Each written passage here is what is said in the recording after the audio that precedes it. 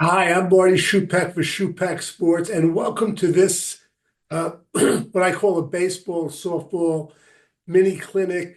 Today we're going to talk about bunting, cover a number of aspects, and this is really for youth coaches mostly, but also for some junior high school and high school coaches. I'll touch upon the big field. Bunting I find is a lost art, but before I begin, I want to ask a baseball trivia question, and I will answer it about halfway through this, so you don't have to wait for the whole session to end if you do get bored. Here's the question. How many players in Major League Baseball history have hit four home runs in a game? Now, you'll end up guessing, but it's an interesting question. And the second part is who was the first player to hit four home runs in a game? So I'll repeat it. How many players in Major League Baseball history hit four home runs in one game? Again, you'll probably have to guess. Don't bother to look it up. And the second part, and if you think about the second part, you might get it. There's a good chance. Who was the first player to hit four home runs in one game? Okay, talk about bunting. On the major league level, bunting is kind of a lost art. Right before I went on the air, I actually was Googling it, and this is what I found. Bunting is considered a lost art in Major League Baseball today. The number of bunt hits has declined from 772 in 2002 to 167 in 2024. So if my math is right, that's less than a third of what it was in 2022. And here it says this is due to improved infield positioning and defense that make bunting a less effective play. I don't know if I agree with that 100%. All I know is I was a huge proponent of bunting. I rewarded my players if they became good bunters. How I did this? In batting practice, I would set up two cones near home plate. If they the first two pitches, I had them bunt. If they bunted between the cones, they would get an extra swing of batting practice. All right, let's get right into this. I have a few pictures I'll try to hold up just to tell you. Basically, what I taught is two types of bunting: square bunt and pivot bunt. Now, I just want to say there's a other types of bunting. There's a drag bunt if someone's lefty, or a push bunt righty towards second. But I focused on the square bunt and the pivot bunt. I prefer the pivot bunt, which I'll get into. Now, I'll hold up a picture of the square bunt. Don't worry about the bat. We'll get into this. The bat should not be level, but the square bunt, as you see, his shoulders and his legs are square to the pitcher. All right. One of the reasons that I'm not crazy about the square bunt is I had a player lay down a perfect bunt, and he was in the square bunt formation. And what happened was he ended up being called out because his right foot was touching home plate. It was a good call, and it was unfortunate. So this is the square bunt. I'm just showing you this again, just to show you the feet and how they're in line with the shoulders. Square, he's facing the pitcher. He's square to the pitcher. The bunt that I prefer to teach is the pivot bunt. Okay, where a player's in the stance and he'll pivot on the front of both feet, so he'll be facing the pitcher, even with his shoulders like this. Sometimes it's not facing it like that. Again, the bat, for what I like, is in the wrong position, but we're just looking at the feet on these pictures. I prefer the pivot bunt. He can't step on home plate. I think you can get into the position quicker. And just to let you know, one of the best ways to practice a pivot bunt is like in the off season. If you're in a gymnasium, you have your youth players take off their shoes, they're in their socks, and they can easily slide on the surface. Okay. And the reason I like bunting, before I get into how to hold the bat, is because, On a small field, if you bunt to third base, a lot of things have to happen for the defense to get an out if it's a good bunt. First of all, the third baseman is rushing in. He's got to bend down and pick up the ball. He's got to stop, bend down, pick up the ball. He's got to plant his foot, and then he's got to throw it to first base. A lot of things have to happen. I always maintain, I never took stats, but if it's a good bunt, I don't care how fast or slow the batter is, he's got about a 50 to 60% chance, even more in some cases, of reaching first on an out. Now, if the pitcher fields the bunt, okay, towards third, keep in mind that's an advantage too for the hitter because his momentum is going away from first base and he's got to plant his foot and throw it to first. All right. So that's one of the reasons why I really like bunting. Again, this is on a small field. On a big field, it's a little bit different. On a 90-foot field, and I'm going to get into in a second about showing the bunt too, when you show it. But what we like to teach, I like having the barrel higher, okay, than the handle. I find that if the barrel's even or lower on the youth level, if they make contact with the ball, it's almost always going to go foul. I've seen major league players, and I think in terms, I've seen Derek Jeter. He was a very good bunter, and in fact, he would have his hands very, very close, and he'd have the barrel either higher or lower. He had great back control, but you want to have your hand that's in the center. Like I teach 3 fingers. You don't want to have it wrapped around because if the ball hits it, you're going to break the fingers. All right. And then again, I like the barrel higher.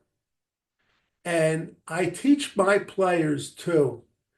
And not the first week. You want to give them, when you're dealing with young kids, you want to give them parts of different skills at a time, and you want to add to it.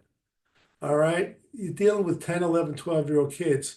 I always like them to, when they square or they pivot in the bunting position, to be at the top of the strike zone. Okay.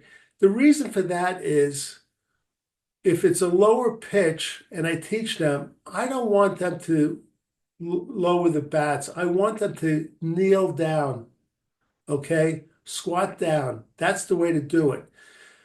One of the things that happens in youth baseball with bunting is that you'll give a bunting sign from your third base or first base coaching position.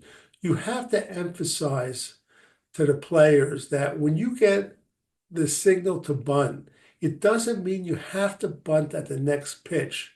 You're going to bunt at a buntable pitch. If it's out of the strike zone, you want to pull the bat back. Okay?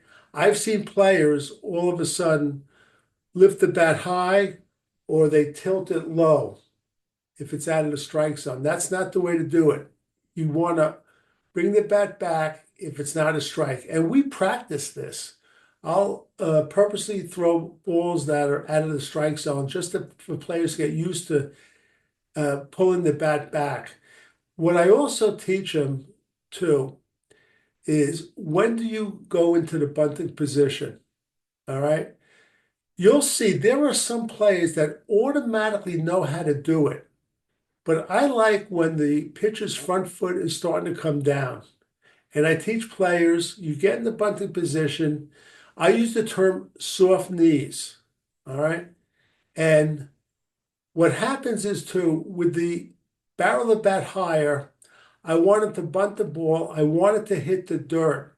And I preached to my players, and I heard this by a player, Brett Butler, who's one of my favorite players and a great bunter, and I'll get into him in a second. He was taught by Rod Carew, who taught him, don't run out of the batter's box until you watch the ball hit the dirt. You'll still have time, but a lot of times players will start to run before they make contact with the ball. That's not the right way to do it. but it's like everything else in baseball and in all sports.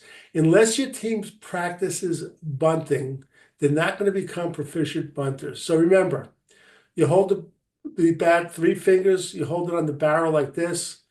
Try to teach them. You hold it on top of the strike zone. When you show bunt is when the front foot's starting to come down. If you have players that are very good natural bunters, it doesn't matter when they go into the bunting position. Leave them alone. All right. If it's not a strike, you teach them to pull the bat back, and you don't want them to point the bat up or down. You want them to kneel down. All right. And use the term soft knees. Now, if it's a bigger field, all right, if you're playing on a 90-foot field and it's a sacrifice bunt, it's done differently. You want the batter to show the bunt earlier.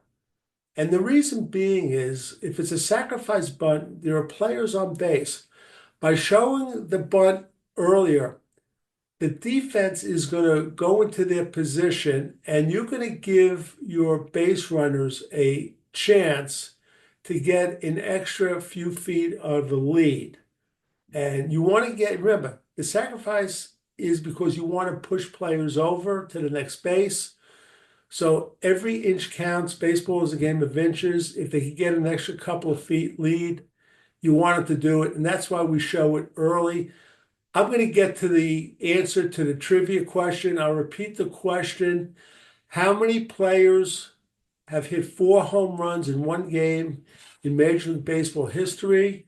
And who was the first player to do so? The first player to hit 4 home runs in one game is the great New York Yankee Lou Gehrig. All right. And as far as how many players hit 18 hit home runs, it's 18. There, I gave it away. Hit 4 home runs in one game. You could look it up. There are names like Willie Mays, Rocky Colavito, Gil Hodges. It's a very interesting question. All right, let's get back to this. And I mentioned Brett Butler. And this guy, he was my type of ball player. Contact hitter, didn't strike out a lot, and he bunted for hits. And what's fascinating about Brett Butler, and here you see him demonstrating with the bat, holding it. I'll hold this a little closer. And you see the barrel's higher than the handle. Brett, and it says it right here, barrel above handle. Brett Butler holds the record for bunt singles. He had 245 bunt hits. But what's interesting too, he's not the only one. And I never understood why even power hitters didn't practice bunting. I'll give you an example. Mickey Mantle, the great power hitter for the New York Yankees, had 87 bunt hits in his career. And his best season of his career was 1956 when he won the Triple Crown. That year, he bunted 11 times for singles. I really want to encourage you as coaches and parents, even if you have a son or daughter that's a home run hitter, go over bunting and practice bunting too. All right. So again, Brett Butler, and you see the barrel is higher than the handle. And here's another view of Brett Butler. And again, if you see what it says use legs for up and down. Don't just raise and lower the bat. That's a key. All right. So with that, I think we're going to wrap this session up. It went a little quicker than I thought, which is fine. I'll go over some products now. I want to encourage you. Look, anyone, if you're a coach, you could have your players bunt without practicing. In my mind, you have to practice what you're going to do in a game. And another example is base running. A lot of times I see coaches don't practice base running, and all they do is instruct the players when they get on base from the third base coaching box. I maintain that you could get an extra 1 or 2 runs a game if you practice base running, and if you combine that with bunting, you'll be a very competitive team, and do it with every player in your lineup. All right, as far as products, by the way, I'm going to follow this with a short video of a different bunting strategy. It's fairly common, but it's from my first video. If if you're coaching or if you're a parent, I highly recommend you pick up this book. I'll put a link down underneath the description. Baseball Coaching, a guide for the youth coach and parent. They have a good section on bunting there. I put a lot of time into the bunting section, but here you have over 60 practices too. And the other book I'd recommend, 44 Baseball Mistakes and Corrections. I have a lot of different situations. When I was coaching, I saw the same situation, same mistakes came up year after year. So one year I said, you know what, I'm going to write a book on this because I'm so tired of these. I just picked 44 of them. And it's a good book that I go through the difference between obstruction and interference. I think that's important to teach the kids. So with that, we're going to close it out. Again, you'll see a little clip after this, about a minute of a strategy. So with that, I'm going to close out for Marty Schupak. Oh, by the way, please subscribe and give me a thumbs up. I'll count to 3 right now. Just give me a thumbs up. 1, 2, 3, thumbs up. Thank you. I love comments, for better or for worse. So with that, we're going to close it out. I'm Marty Schupak, and I'll see you at third base. A strategy we use in games is the bunt man on third play. As in the bounce and run drill, if there are fewer than 2 outs, we have the batter bunt to third. The runner on third bounces off the base and breaks for home when the fielder lets go of the ball. Always coach the runner to slide, because there is almost always a throw home.